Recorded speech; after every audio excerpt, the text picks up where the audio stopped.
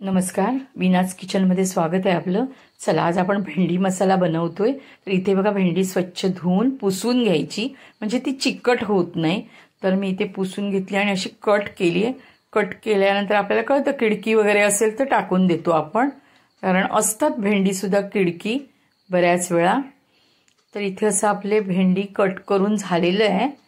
तुम्ही सुरीच्या साहाय्याने सुद्धा कट करू शकता। पॅनमध्ये तेल टाकले, मोहरी टाकली, हिंग टाकला, तडतडल्यानंतर आपण कांदा टाकला आणि ह्याच्याबरोबर भेंडी सुद्धा टाकली आहे। का तर कांद्याबरोबर भेंडी सुद्धा परतली की थोडासा चिकटपणा भेंडीचा कमी होतो। तर थोडा वेळ आपण जरा असं परतून घेऊया कांद्याबरोबर, म्हणजे कांदा सुद्धा थोडा नरम होईल फोडणीमध्ये। आणि त्यानंतर आपण सगळे मसाले टाकूया।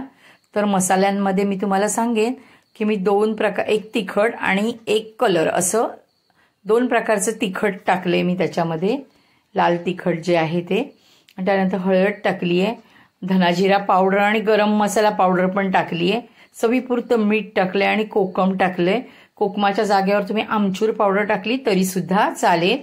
आणि छान हे सगळं परतून घेतले मिक्स करून, आणि मग आपण ह्याच्यावर झाकण ठेवूया 2 मिनिटासाठी। आणि 2 वेळा आपण ह्याला ना खोलून बघितले, नाहीतर कसं भेंडी ही तळाला लागण्याची शक्यता असते। त्याच्यामुळे आता मी इथे झाकण ठेवते। तुम्ही जर माझ्या चॅनेलवर नवीन असाल तर माझ्या चॅनेलला लाईक आणि सबस्क्राईब करायला विसरू नका।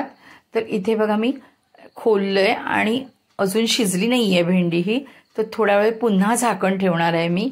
आणि मग झाकण काढल्यावर आपण थोडीशी कोथिंबीर टाकूया। आणि मी आज शेंगदाणा टाकणार आहे इथे।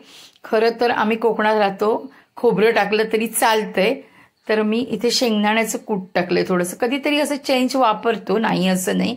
आणि जरा ह्याच्यात शेंगदाणा किंवा वांग्यात थोडंसं टाकलं ना तर छान लागतो। मग फ्लेवरसाठी मी टाकते कधीतरी, जास्तीचं खोबरंच वापरते। तर इथे मी शेंगदाणा टाकलाय, कोथिंबीर आपली टाकून झाली आहे, आणि इथे असं शेंगदाणा टाकला। आणि इथे आपली मस्तपैकी कोकण पद्धतीने भेंडी मसाला तयार झालेला। असं करून बघा नक्की तुम्ही, किती टेस्टी लागतो चपाती भाकरी बरोबर तो।